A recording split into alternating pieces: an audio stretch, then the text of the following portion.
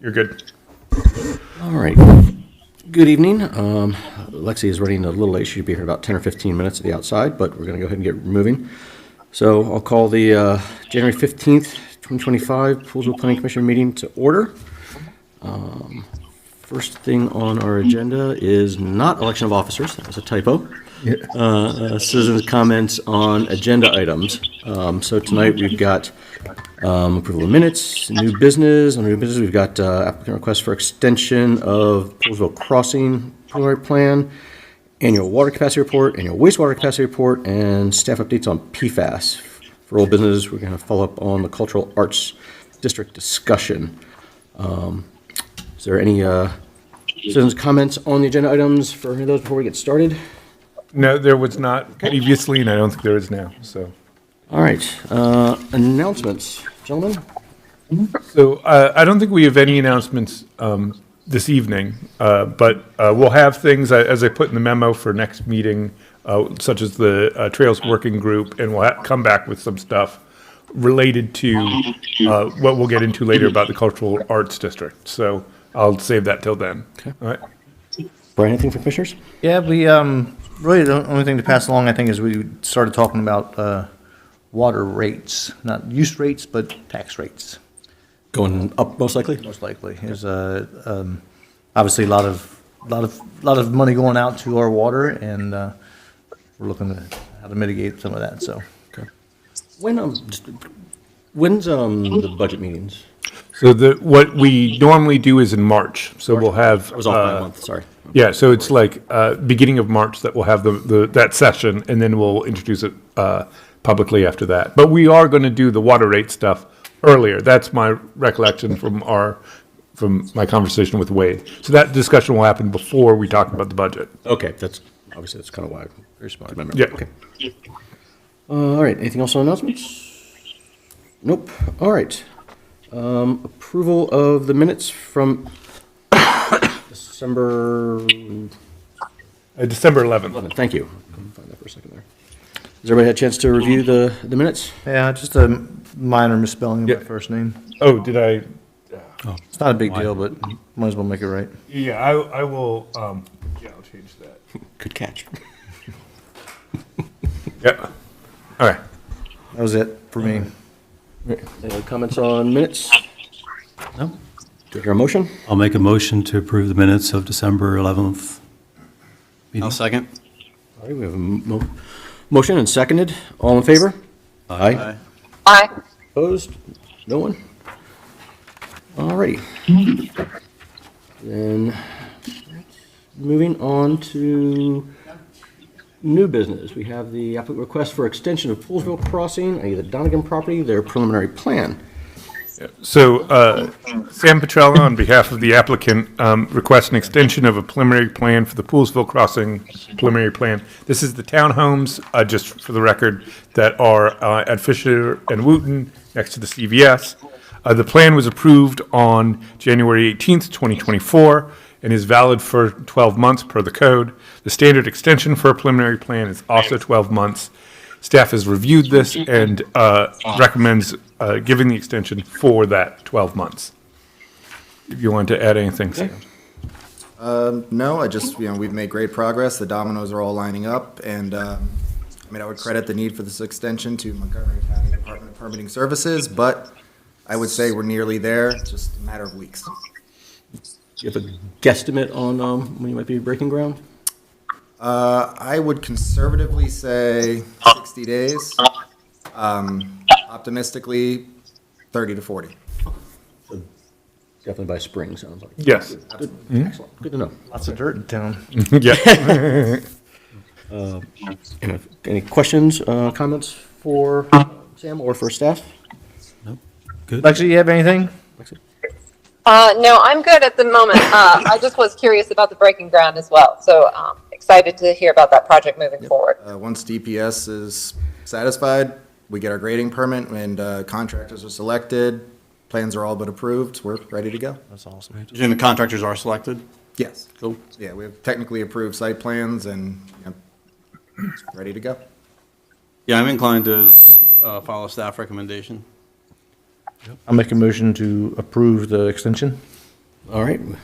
I'll second. We have a motion and seconded for the application of the extension. All in favor? Aye. Aye. Aye. Opposed? Nope. Motion passes unanimously. All right. I'll be Thank you. sending over pre-con shortly. Awesome. Look Thanks forward for to coming, it. Sam. Thanks for being here. Have a great evening. All right. Moving on. Next item on new business, annual water capacity report. Yeah, so I'm going to just briefly kind of go over a couple of things, and then if you have any questions, just let me know. So the annual water and wastewater capacity reports are attached in your packets. They're similar to last year, with the major difference being that water usage went up from a 3-year average of 541,000 gallons per day to 558,000 gallons per day. This is due to persistent drought conditions, as the town has not added any new units to the water and wastewater system in 2024. So that was the summary of it. Just to go into a couple of other things just related to it. So as noted, so the water report is something that we create. The wastewater report is something that MDE mandates, which is why we added that extra information on the back of the wastewater report. As our standard, as we've talked about previously, but just for everybody's information. So we figure this based on 325 gallons per day to be conservative in our estimates versus MDE's 250 gallons per day.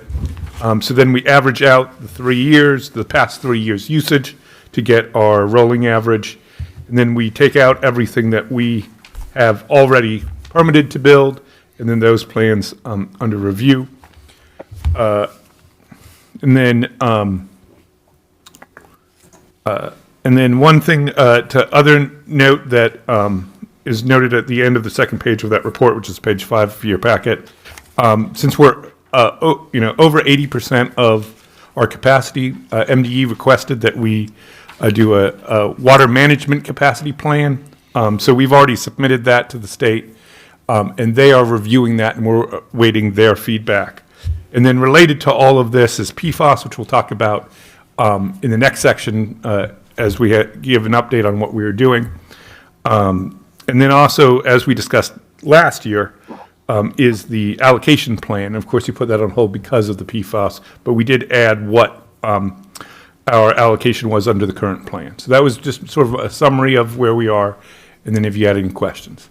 Yeah, so I noticed that we used, like, we went from 541 gallons in 2022 to 568,000 gallons. And you cited in there somewhere that it was because of drought.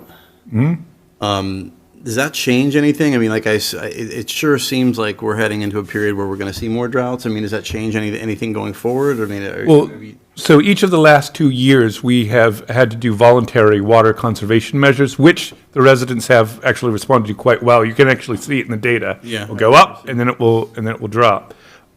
So I think in terms of what we're doing, that's where we're looking at other things like potentially looking for opportunities to bring more wells online and things like that. Do you want to say something, Wade? Sure. The capacity management plan that we're working on with the MDE that Kathy Mim put together, this is really going to be the telltale sign, because it takes these seasonal variances and annual changes and then kind of projects it in the future and looks at climate change and how that may impact us in the future using other reports. So we have 3 different reports out there right now. One says we're fine. One says we don't may have trouble in by 2040. And then this one here is going to take both of those things, and it's actually what MDE uses, the state, it's their water. And we're kind of waiting for that one to come back to give us a real good indication of our water supplies, and do we need to find redundant sources and things like that. So the 2040 thing where there could be a problem, like that would be resolved by putting more wells in, I assume? Technically, yes, the more backup wells. And, you always hear the adage that you can't just stick more straws in the glass, and our geology is really not that way. We're in fractured rock, and so you strike gold when you hit a good fracture or the joining of 2 fractures together. So you're not really just, the aquifer is coming from different areas. So Yeah. in theory, yes, you can do that. Okay. Along those lines, just to point something out, and actually something I asked John about a year ago.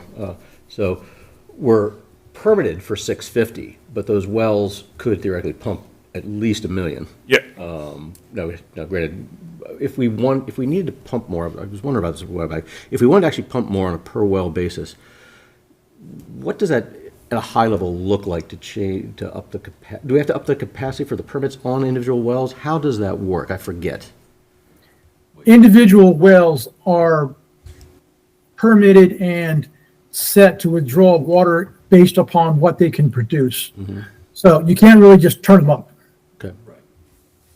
because you're just going to dewater the zone quicker, Quicker. and you're going to cause other problems, calcification in the fractures and different things. So it's not quite as easy as just turning them up. And also the pumps, I was gonna say, Wade, the pumps are set at a conservative rate anyway. They're not at the full permitted rate. That is true, yes, Okay. That to protect the bore itself, yeah. That's correct. All right, cool. I was just curious. Thank you.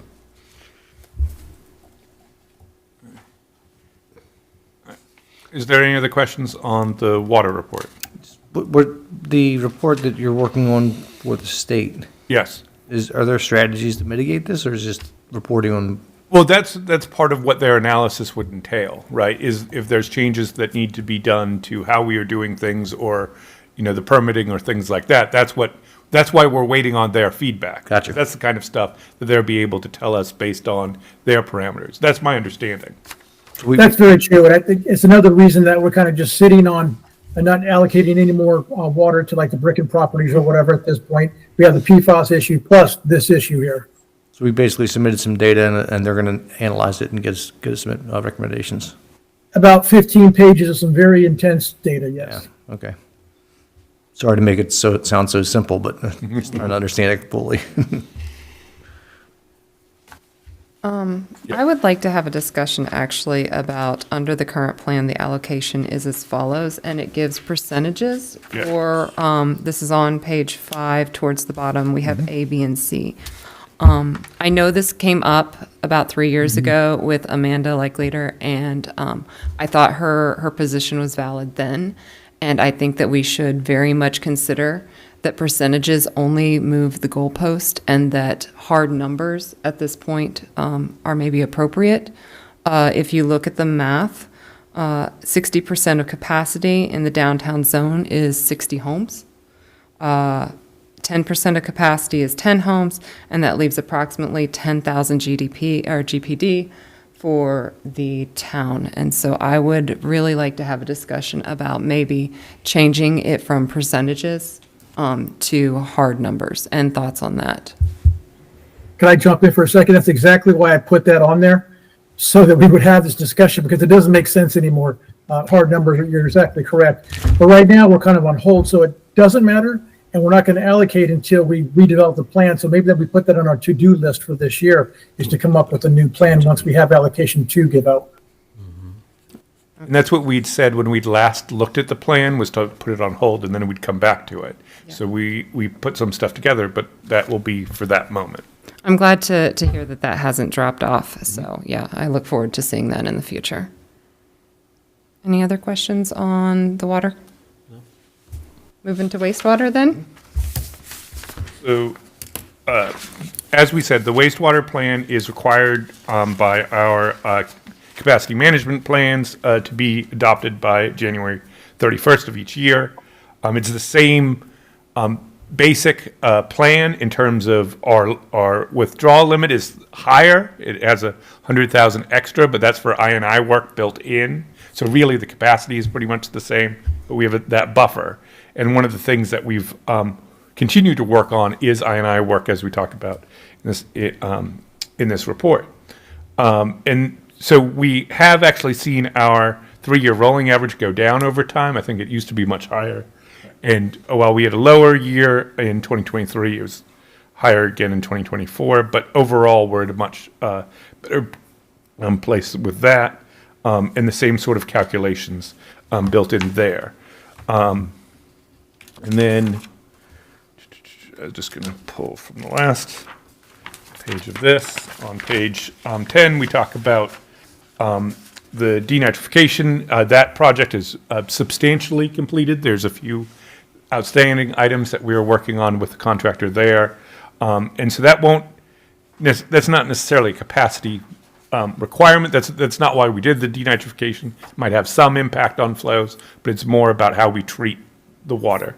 And then the ongoing I&I, using our smart covers, we've been utilizing and moving those around to try to capture where we might be able to do more I&I to get where we're at. So those were sort of my general comments on this part.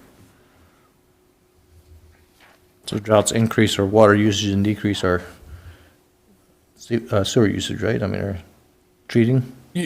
Sorry, say that again. Droughts would decrease our treatment. Yes. So actually, when it rains, it's sort of that interesting thing. It helps the water, hurts the wastewater because of infiltration.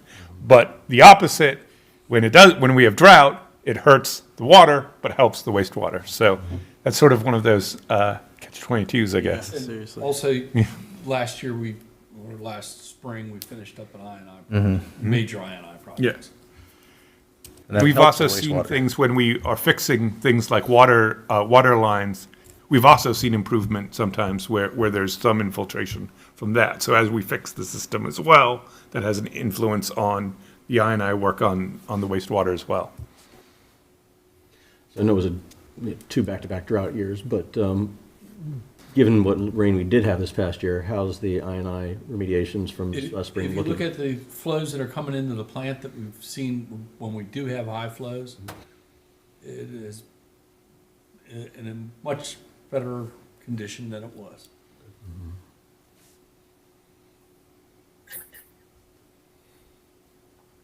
Any other questions? I have a quick question on the smart covers for the sewage flow monitoring. Is that within the piping system or is it within It's in the? manholes, and it measures the level within the flow channel of what it is, and we can look at it on almost a real-time basis to see where we're getting spikes. Okay, and they're scattered throughout town, I assume. There's 4 of them, and they're in various places, and they move them around.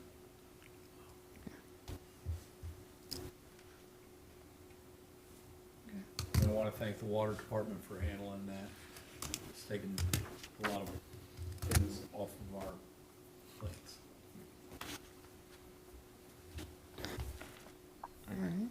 So Wade, do we want to do a motion for both or just the wastewater?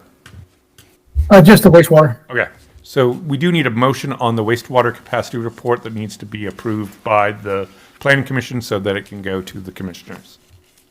Make a motion to approve the annual wastewater capacity report. Second? All in favor? Aye. All right, that appears to pass. Capacity for water will be on hold, I guess, and then we will move on to update on PFAS. Yeah, so as we were just discussing last year when we did the water and wastewater capacity reports, the Planning Commission recommended that the commissioners withhold further allocation due to PFAS and this other issue that we were just talking about, affecting the water system. As a follow-up to that discussion, this is sort of a summary of the town's work over the last year to remediate PFAS. So the first thing we should talk about is the 2 wells that were taken offline were well 2 and 3 in relation to PFAS. Since then, both of those wells have had treatment facilities put on them. Well 3 is fully operational. Well 2 is closed down for the winter, as is typical for it, but it does have a filtration unit on, and we've gone through all the testing required by MDE, so we will believe that we'll have that all ready to go in the spring. So that's sort of what we've taken care of. We're also received grant funding to have a permanent enclosures around both wells 2 and 3. That comes from state funding, and that will allow us in the future to run, for example, well 2 all year round, which will also help overall with the water system, but also in relation to PFAS, and so it will be treatment from there. Since then, though, we've also had to continue to test for PFAS, and there are other wells, well 4, 5, 6, 8, 12, and 14, all have concentrations above the 4 parts per trillion. that the EPA has put down as its standard for contamination. So therefore, we are working at the December 2nd Commissioners' meeting. Staff presented a plan to combine various wells together through piping it, and therefore create a more centralized system to treat PFAS. This is both to maximize the space we have. Some of the well sites are very small and couldn't, on their own, support the filtration units. So instead, by combining them, we are maximizing our space and maximizing the cost. So that, so instead of doing a filtration unit on each well, we would combine them. So that's the plan. We've, again, applied for grant funding. Wade just finished that, I think, last week. And so we are proceeding with that plan, and that will allow us to maximize everything that we're trying to do in terms of the remediation. So that's where that stands. I noted that at this December 2nd meeting, I encourage those who are interested to watch that meeting. I think it had a lot of good information, and that presentation is available on the website as well for that. Any questions on that? Oh. Go ahead, Wade. Just one quick thing. It might be good to note that 4 and 14, those wells are offline. They have a little bit elevated, more so levels of the PFAS than the 5, 6, 8, and 12. So the EPA set the concentration at 4 parts per trillion. These wells that are still online are about 4.5 to 5 points. So just barely over the limit. And so MDE allows us to keep those on the system because they have not, they give us till 2029 to be able to get treatment facilities on those. Mm-hmm.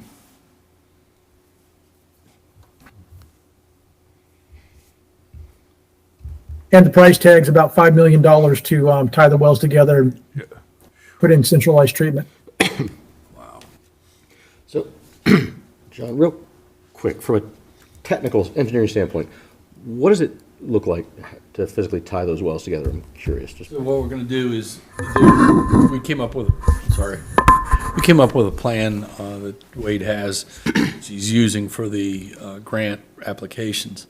And basically what we're gonna do is come out of the buildings that don't have the capacity to handle the filtration systems. And we're gonna go ahead and hopefully bore a 4-inch line. It'll be a raw water line. So chlorination won't happen there. It'll happen at the combined site. And we have a couple different locations that we're going to do that with. And therefore, the vessels may be a little bit larger. There'll be an addition to the building. There'll be, of course, additional piping, and some capacity issues would have to be worked out. So very similar to what we did with the uranium treatment system we put on wells 9 and 10. We ran a well water line up from well 7, tied it into the building, centralized treatment right there for all the wells. Yep. Very similar. Yep. I'm just thinking through it. So no issues with easements or right-of-ways to put those new lines in? Or are we not that far yet? Not that far yet, but there shouldn't be an issue that I can see right off the top of my head. But Most of it's on town roads or right next yeah, to them. and as long as we go ahead, and if it's a prescriptive easement, if we can stay within that 5 feet, or if there's a utility easement on that property, we can go down that way. All right, cool, thanks. I was just trying to literally picture how that was going to work. I don't remember, I know I was there for the meeting, but is it 2 or 3 treatment? I believe isn't it 3? 3? Great. Yep. Oh, so it's not just one. Yeah. No. And so, so for example, one of the treatment facilities would be at 4 and 14, since we have plenty of space there. That helps answer my question. So- Yeah. I was assuming there I go, I shouldn't have done it, that it was going to be one centralized. No, it's not a totally centralized system. We kind of kicked that around a little bit during the process. Has advantages, but could have some really bad disadvantages too. Because if it goes, let's assume you go out. You gotta change the filters too, right? I mean, you Yeah. gotta And- shut the well and down then- and change the filters. And then we were thinking about how we could stagger that and things like that. So that might be part of the discussion with Very the good. multiple facilities. And it takes about 3 days to regenerate the filtration system once the media is changed out. That's correct. So think of it as the filter in your fish tank, basically. And you got two filters, and you have to shut one down and flip it around and then put new media in it, and then the media has to saturate for a little bit, and then it has to be backwashed to get the fines out. Yeah, so every well that has a treatment system has a lead lag system. There's actually two units on every well. Yeah.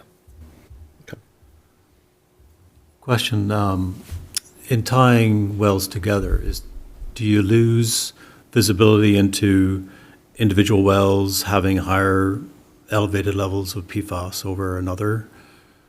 Well, at the treatment point,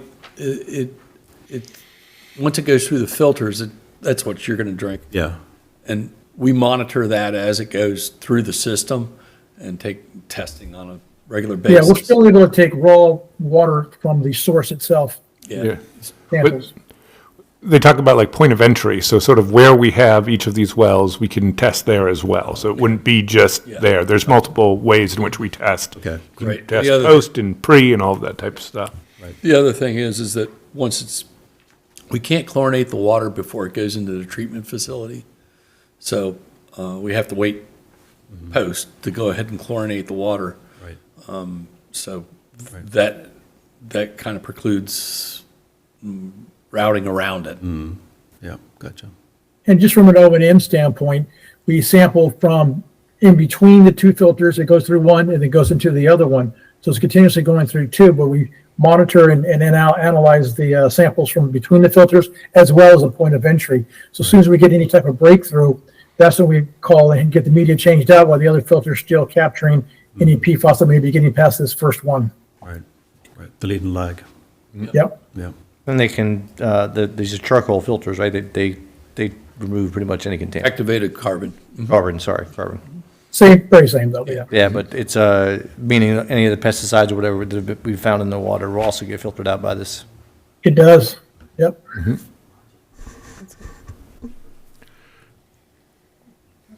So water's gonna taste different. That will be a bad thing. It should be an improvement. Do you need anything from our committee on this? No, this was just to give you guys a sense of where we're at, since we'd had that discussion a year ago, to sort of show you where we are and where we're going, because it was related to what we discussed about the capacity. Okay. Any more questions? Yeah, just on that, this update, you say that back in January of last year, that the recommendation was to withhold future allocations. So that's still. That's still in effect. There's nothing on that level that has changed anything. We're still in the process of remediating what we can. We are in the process of getting funds to remediate the rest of it. So as far as we're concerned, in the discussion that was had last year, we're still in the same place. It's just we've made progress towards where we want to go. And really 4 and 14 not being online when they were planned as part of the overall concept when Westerly Grove was put into development, those wells were going to supply those houses the water. And so we're actually behind a whole development now because those two wells are not online to supply that water. Right. Thanks. All right. Well, I think that brings us to old business and the follow-up discussion on the Cultural Arts District. Yeah.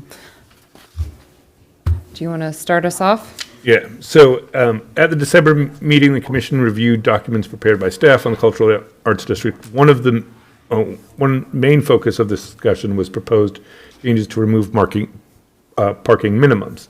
So in the packet, I prepared a memo kind of analyzing other places, using Strong Towns as sort of the blueprint. I used their map of various communities.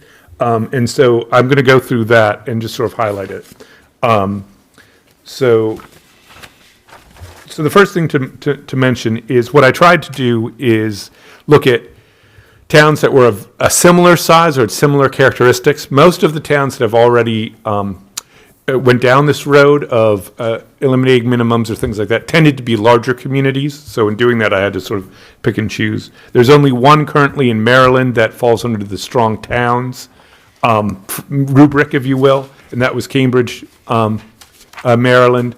Then I also looked at our sort of regional views. We talked a lot about Frederick last time, so I included their regulations, and then of course Montgomery counties.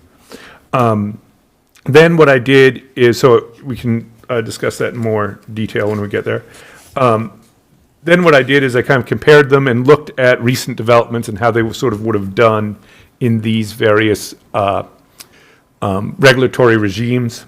So I looked at one restaurant, one retail, and then the theater, given that as an approximation for sort of more cultural arts type developments. And you can see that in some cases, like for example, the restaurant I looked at was locals, since I had all of that information. And so under our requirements, we required 14 spaces under something like the way Cambridge did it, which was sort of reducing the gross area per spot, brought that down to 11. A couple of the other municipalities even made it even less. So there's one where it would be the equivalent of 5 spaces under that regime. But I should also note with locals is they also use now a much more parking than what was required by the code. Similarly for retail, I looked at Dollar General just because that was an easy one to get all the numbers for. In that case, the code required a lot more parking, 77 spaces, and they got a variance to get that down to 38. But even those spaces aren't utilized as much. So that's an example of where you could argue that they're over requirement. And then the one thing that I would note is that theater one seemed to be pretty consistent. Almost everywhere I found had either 1 to 4 spaces, so one space for every 4 seats, or 1 for every 3. So it was a very similar regulation. So that was one where ours was in line almost across the board. I didn't really, there's one exception, which is Rambler, Ohio, that had a much lower requirement, but they also tended to not have as many facilities in that category. Another thing to note is when I was looking at this is Cambridge also had a requirement dealing with these different ideas about giving some flexibility. So they had a requirement that the Planning Commission could exceed the parking maximum by 25% in cases where the Planning Commission feel it was deemed necessary. So they have parking maximums. So rather than minimums, they're maximums. And then they had a provision in there that if there was a development that they felt required more parking, by code, they were allowed to exceed that maximum in that specific instance. And so that was just another way of looking at this sort of regulation. The other thing that I would note is that in looking at Frederick's, in developments under 40,000 square feet in the downtown area, there's no parking requirements at all because of how much they have municipal lots and things like that. And then the other discussion that we had last time was about other parking spots. So I put in a little bit about other experiences with MCPS. I talked to Fair Access about potentially trying to partner with MCPS, and so that there's something that they said aligned with their goals, so it's something worth looking at as well. But they wanted to hold off until we had a better sense of what we were doing. And also another note that came up was Montgomery County itself is going through turnover and things like that in the departments that would be relevant to this. So also might not be going full bore on this until we have a little bit more of a sense of where that stands. But I wanted to present that a couple of questions that came up. One was, do we want to reduce create parking maximums or reduce the minimums for just the cultural arts district or citywide or townwide? And then for the Planning Commission, in terms of going forward, what requirements would you like to see? Do you want to see, Fairfax County had a very good chart that I included as a link, but that showed what their current requirements are, what the proposed ones were, and basically what the difference was. So that's one thing to look at as well, is for next time is do you want to see some exact figures of how we are reducing the parking or treating it differently? So I know there's a lot there. I just wanted to give you a sense of it all and see what you guys felt like from what we looked at. So I guess the first question is, what are thoughts on the scope of our addressing the parking? Is it limited to cultural arts? Is it more extensive? Do we want to do a full overhaul? I have opinions on this, but I'd love to hear everyone else's. I was contemplating that question, and it seems to me that like if we're going to overhaul everything, it shouldn't be a universal thing. Like it should be the cultural arts district should have one parking thing, and we should look at the possibility of like the rest of the town, the downtown area having a different one.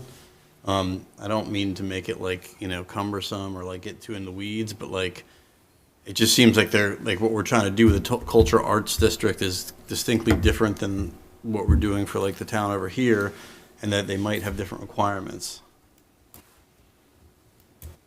I mean, the whole thing with Dollar General and the amount of spaces that like that I think you put in here that they would get under a new plan seemed like it might be a little thin. So I don't know. That's just my initial thoughts on it. Certainly be simple. It'd be more simple if we could just have one for the whole downtown area, and maybe that's the way we should go. But I think it bears discussion of having separate ones. True. So from a realistic standpoint, especially in anything outside of the cultural arts district, it's not going to be a factor until somebody wants to knock some buildings down and redevelop something. Right. Because there's nothing, thinking through it, yeah, there's zero open space for development outside of the cultural arts district right now. You'd have to knock something down. Now, granted, some of it could be easy, like a landscaper, but I'm not real worried about the Tractor Supply or across the street. That said, part of me is kind Only of one parcel next to Pikes. Yeah, I was gonna say that too. There is Yeah, one that- opening corner. that little guy that's there. always been a wild card. Yeah. And when we discussed this last month, we were primarily discussing commercial. We touched a little bit on residential, and I think we pretty much said, unless anyone had a strong opinion, we wouldn't probably change anything from residential. So given that, I mean, I would lean towards doing it for across the board. Part of my rationale for originally bringing this up was, one part was to simplify the code and the requirements and everything else. So if we had two separate sets of regulations, one for the core downtown, one for outside, that kind of in some ways almost complicates it a little bit more. So if I have my preference, I'd like to see it for commercial across the board.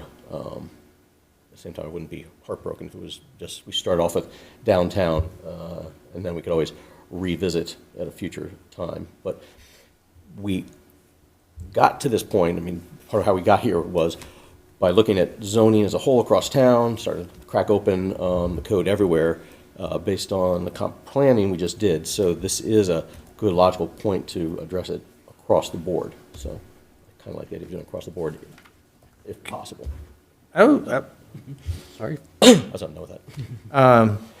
It's almost like we should just focus on the cultural arts district and do what is best for the cultural arts district. And then look at the rest of town and see if it fits. Right, instead of saying, try and make it a particular one way or the other. Do what's best there and then see what we need somewhere else. And if it works somewhere else, then we've got our answer. And I'm agnostic about, whether we do it together or separately, but if it meant holding up the cultural arts district decision-making by broadening this discussion, then I'd prefer we kind of table that downtown parking to another point. Just move forward with the cultural arts district for now. Yeah, I agree with you, Kevin. Whatever happens, I don't want to see us like drag the cultural arts thing has been going on a long time, and like it's kind of a big deal, and it's kind of important to get it sort of locked in, and was it you that just said, Brian, like maybe we, or was it you, Kevin, that just said maybe we do it for the cultural arts district and see how it works, and then maybe adopt it for the rest of the downtown? Yep. Yeah. I mean, I'd be in favor of that. That's kind of like a middle ground from what I was saying, I guess. Okay. So what I'm hearing is that our parking within the cultural arts district is a priority. We want to focus there, but we don't want to necessarily neglect or say that we're not going to look at the parking as a, overall. So parking across the board is on the table, but our focus is going to initially be targeted towards downtown. And that's okay with town staff if we Yeah. Oh, no, that's proceed totally, with that as our priority? yeah. Okay. Oh, no, that's totally fine. That was the purpose of the question, was to get to that point. Okay. Good. And then it looks like, the next question is if the planning commission wants to change the code to parking maximums, Yeah. does it want to see what the regulations look like for that? If that's how we go, would we consider reducing parking requirements by set percentages or examining for a use-by-use basis? And before we get into this discussion, I just want to point out that Table 6A is a really great use-by-use table that sort of, where did this table come So from? this one is from, this was from Cambridge. This was Cambridge's Cambridge's. one. So they have a use-by-use approach, but how do we want to, what are thoughts on addressing parking, whether it be a percentage or a use?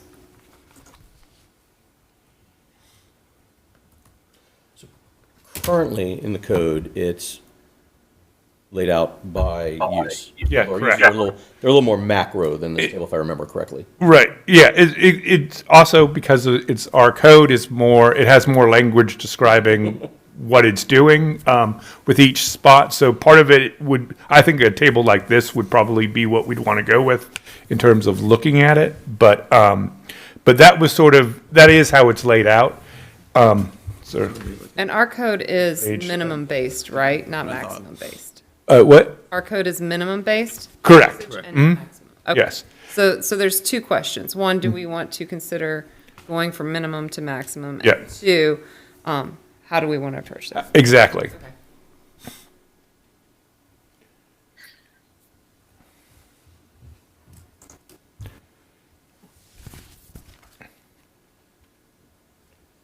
Of course, I think going to maximum based is a good first step.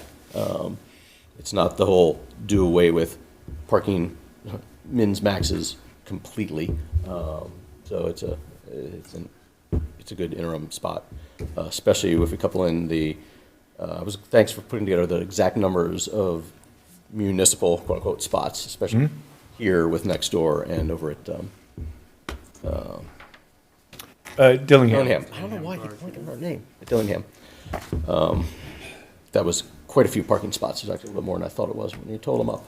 Yeah, and I included what is proposed for the community center in that. I think I added that as well. So there's currently what it is, and then what it could be under the concept that we shared with the county, 9 months ago or whatever it was.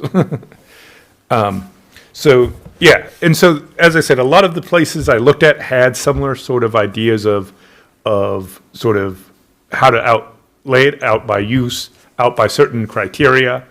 Where we'd also looked at, which was Blacksburg with their buy, sell, and live district, for the arts one, they had a case by case. You took each use, you required the applicant to give you certain information, and then they spit out a minimum and a maximum. And that to me seemed way more detailed than what we were looking for. So that's where I was trying to look at examples that were something like this. That's a lot of math. No one wants It's to a do lot of all, work, yeah. no one Yeah. wants to do all that math. They're a much more dynamic town. Right, down right, our district down there. Exactly. So, Then these maximums are maximum required. not Correct. allowed. correct. So they had, the only case where they had maximums that were enforced was for basically unattached surface lots. They minimized them to, in some cases, 10 spaces, in some cases, 20 spaces, in Cambridge I'm talking about. So that was where they had a hard number. Unattached surface lot? Yeah, so like basically if somebody wanted to buy a lot and turn it into a parking lot, Just for, just for parking, yeah. So, standalone, Got it, better got it. term. But that's where they said the most you can have is that. But for the rest of it, it was seemed like these were the maximum required. And so you could get into situations where somebody would want more. And in specific circumstances, that's why they included that provision, where the planning commission could also require more if they felt that there was a specific circumstance under which they would want to exceed them.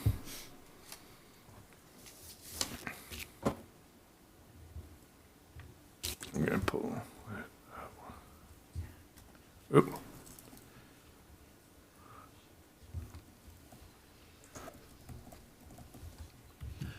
I really like the Cambridge model. One thing I don't like about it, though, is the, where they have one per staff, or per employee, like our current code has. Yes. Because to me, that's such a fungible thing, right? I mean, you might have part-time staff, what's staff? Your staff will fluctuate too with seasons, so I'd rather not see us do it that way. It's just a little hard to dictate, I would think. But the per gross floor area makes a lot of sense. And when you do that, the example you did out with locals, or, with Dollar General, seems like they came out with a much better number than, a much more plausible number of spaces than, what we've really need or really have out there. Yeah. And so that's one thing where it looks about it with scale too. So how big the community is meant how they set the requirements. So even in Cambridge, some of them Cambridge is about twice our population. So some of it was, taking that into account too. So that was another thing that I saw in doing it, is that the requirements were really tied to the size of the population. Trying to find.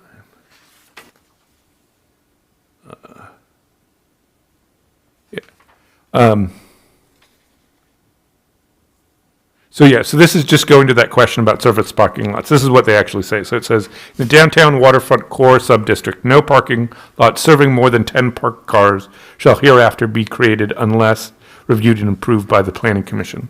There shall be no requirement for automobile parking as a condition of any site plan approval. So that was for the downtown district, but they really had that limit of 10 for the parking, for the lots.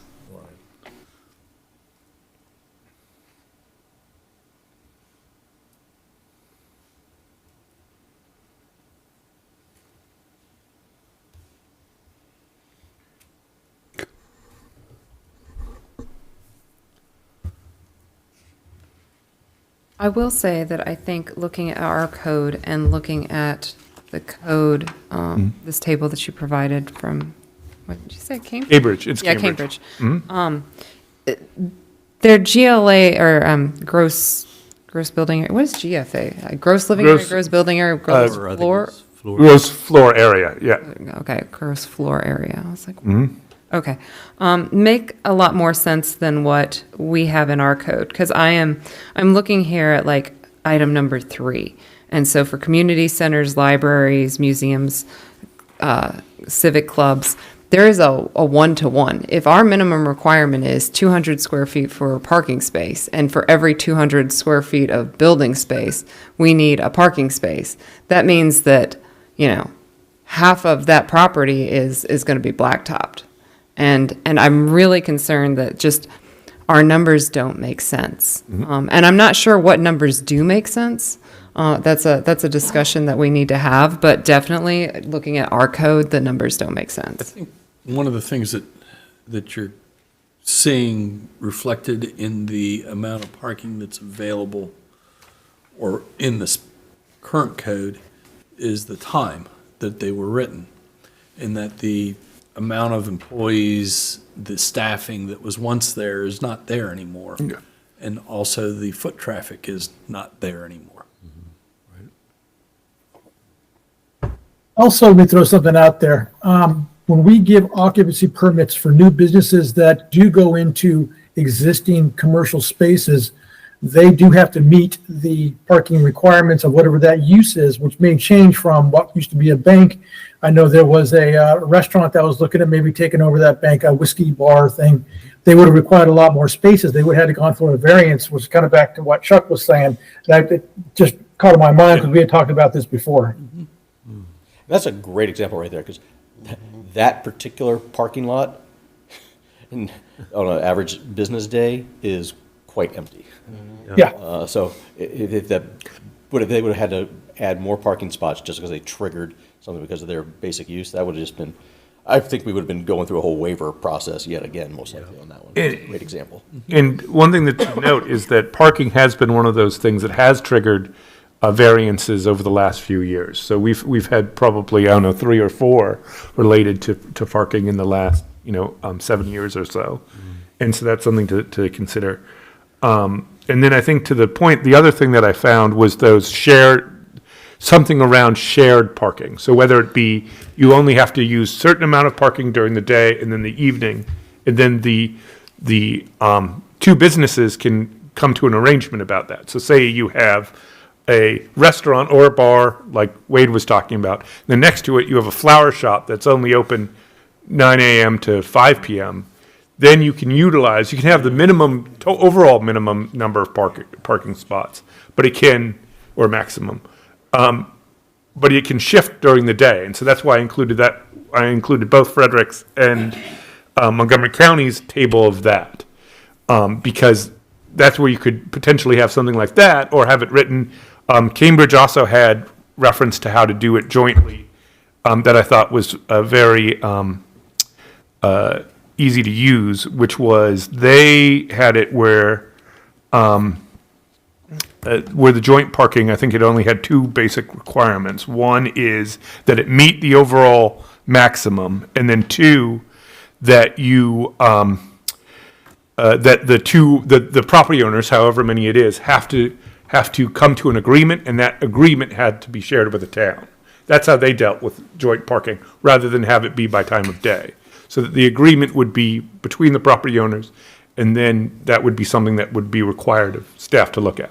That might be too simple, but that was just their response to that kind of issue.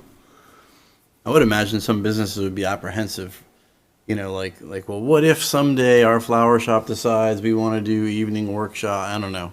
Well, but that could be arranged in an agreement too. Yeah, of course. But, of course. I think you have to do it between those two private entities. yeah. I just remember locals trying to make an agreement with the guy that owns the shopping center over there by K2, and Right. he wasn't having it. Right. Mm-hmm. And I think they tried to say, well, it's good, these things are going to be on Sundays, and like you're thinking, nope, I don't want anyone. Yeah. So That could be part of the site plan application in that case. Sure. So that therefore that this is all known in advance. That would be my thought to that. Yeah. But, oh no. How does that, stick with the shared space for a second.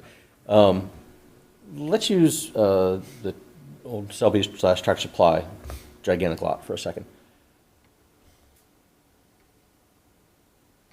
If we were to be permitting that now, for example, from scratch, with the business that are in it right now, you've got obviously Cugini's, which is primarily evening and especially weekend, which can get quite large on a relative scale of things, but mostly when all those other businesses are closed or darn near closed. Would we be factoring in the time of day topic for that type of shopping center, or does that?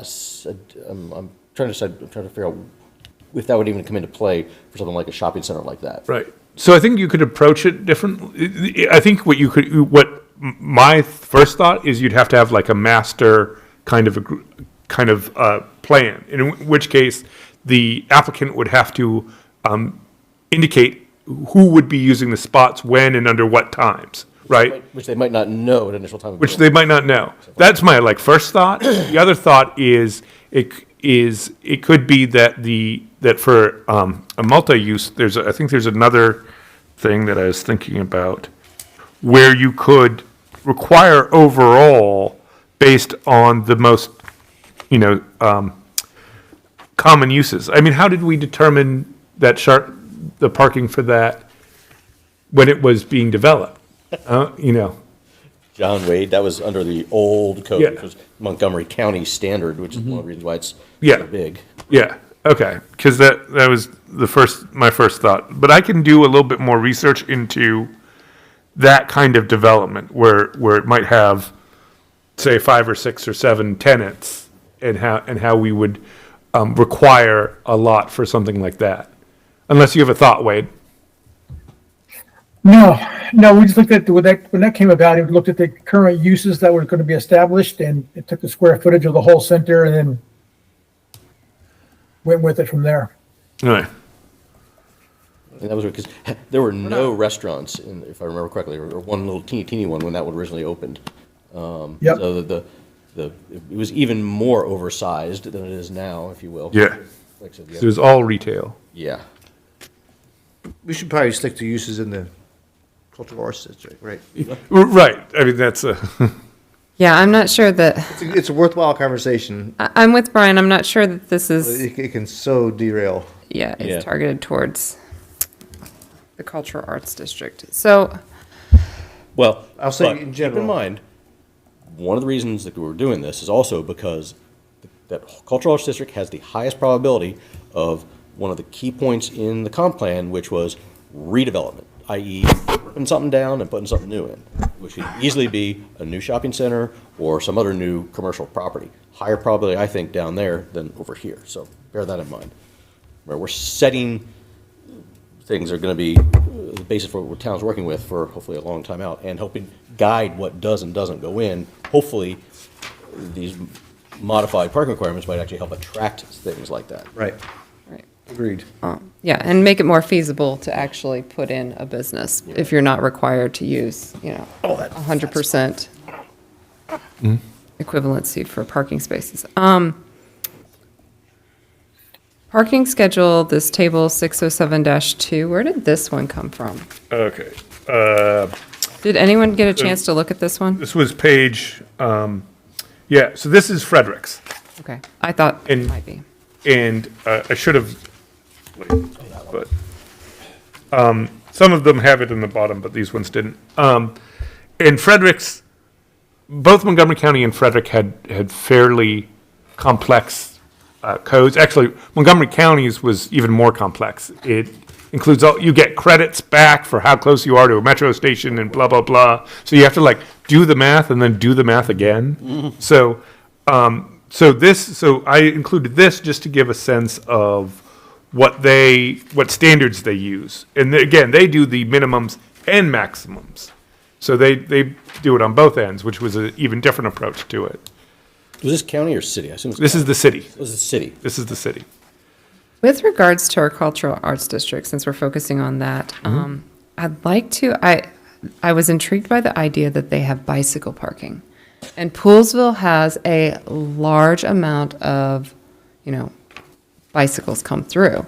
And so I think that it may be something that we should discuss, that for certain uses, if we're going to go down the road of use parking, which it sounds like we're all agreed that that's the way to go and not just a straight percentage, then it might be interesting to also include for certain uses a bicycle requirement, I totally agree. especially for locals. I see bicycles there. Are you talking Yeah. racks, or are you talking about? I don't know what it means, but it does have minimum bicycle parking. And what is that? I assume it means rack. I would assume. I would assume it Literally means rack. racks, But I can dig into more what that was. That was not the focus when I was doing it. I do know, I'm trying to find where it is. Cambridge also had bicycle parking language in theirs as well, and I'm trying to find where that is. But I can pull that as well and just see what we find in terms of bicycle parking.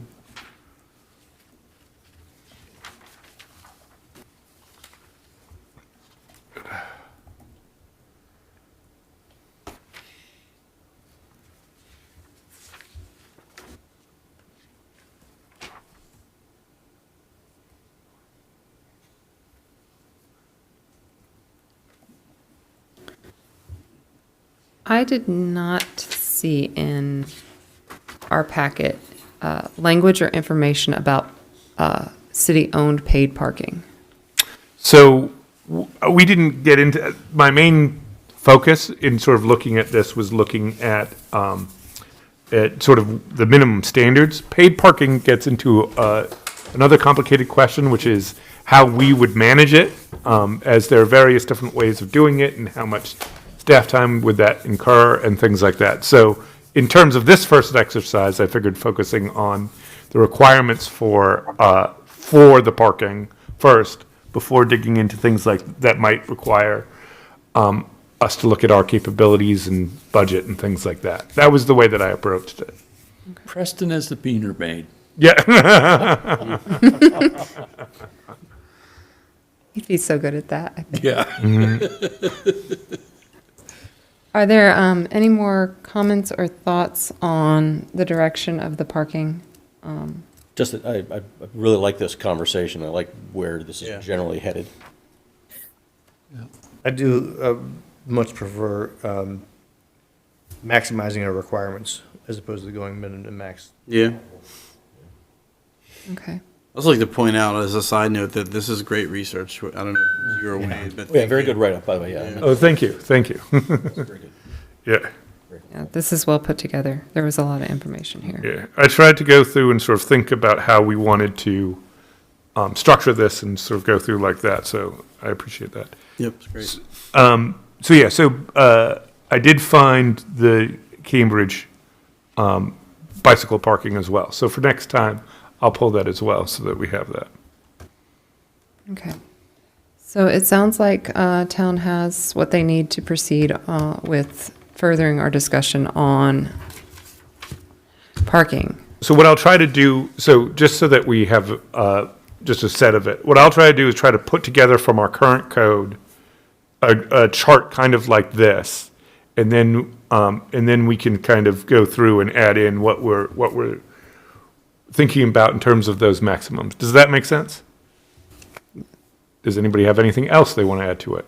Just want to make sure It'd that, be very interesting to see that as actually a chart format, as opposed Yeah. to the way it currently is, yeah. I'll pull it all out so that we can do it, and then we can compare if we want, or put it in a format that makes sense. If you have the capacity to get it out to us the way you did the zoning charts, where we were able to Yeah, put in our own comments, Yes, that's that what I would be figured. really great. Mhm. Yeah, I'll do a Google Sheet as well of that, and then just do it that way.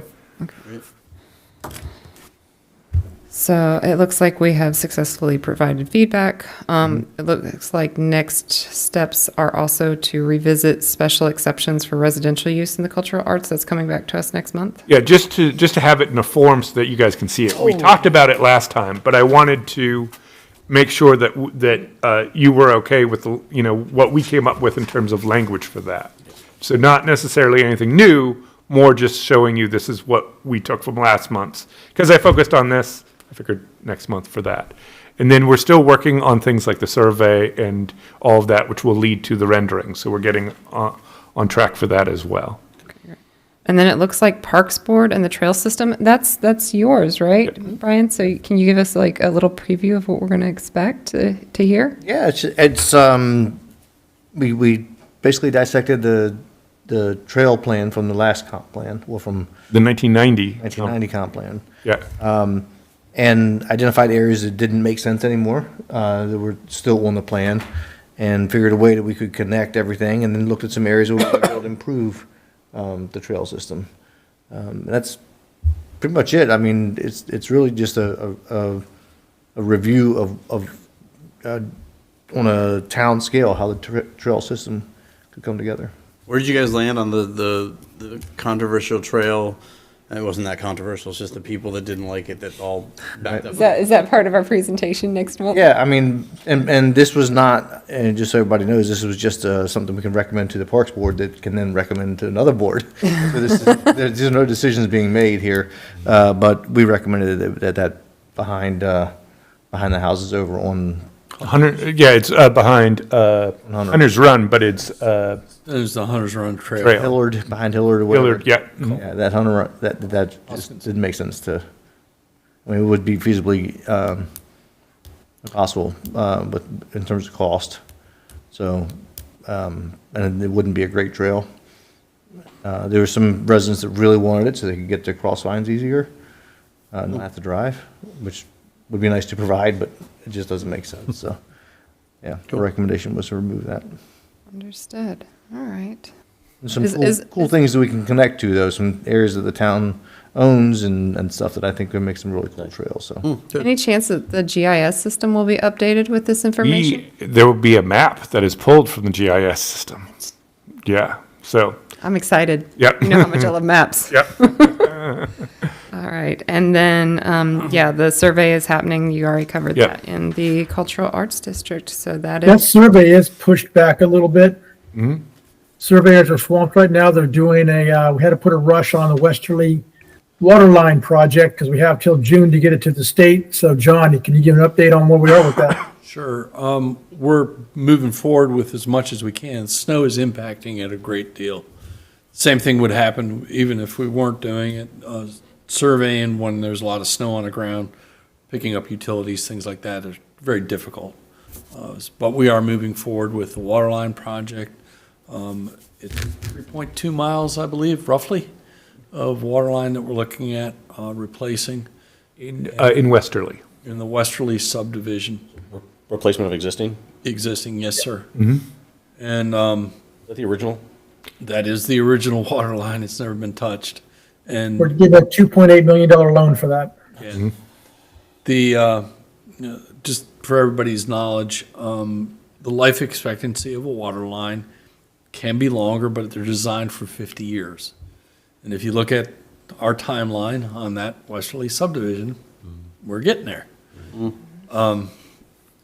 So we're concentrating, first of all, when we do this, we're going to do it in a phased approach. We concentrate on the areas that we know we traditionally have.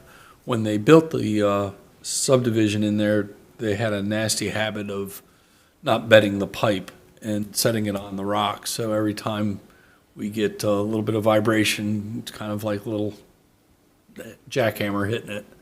Also, the change in temperatures do not help the situation where we get expansion and contraction on those pipes. So the guys, the water department has a pretty good handle of where the breaks occur. We're going to concentrate there first and work our way out to the other areas within that subdivision. So the survey's just pushed off because we're still doing that survey first. That's correct. Understood.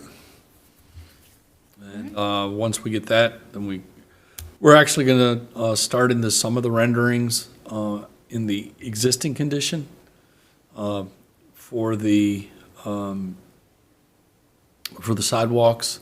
One of the things that came up that it's already in process is that you have your $6 million streetscape project that's already been booked.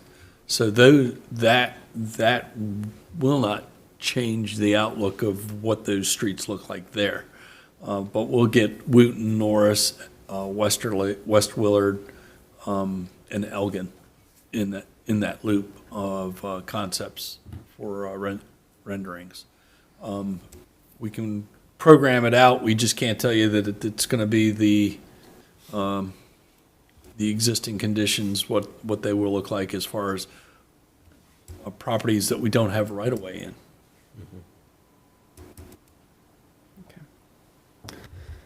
all right. Thank you so much for that update.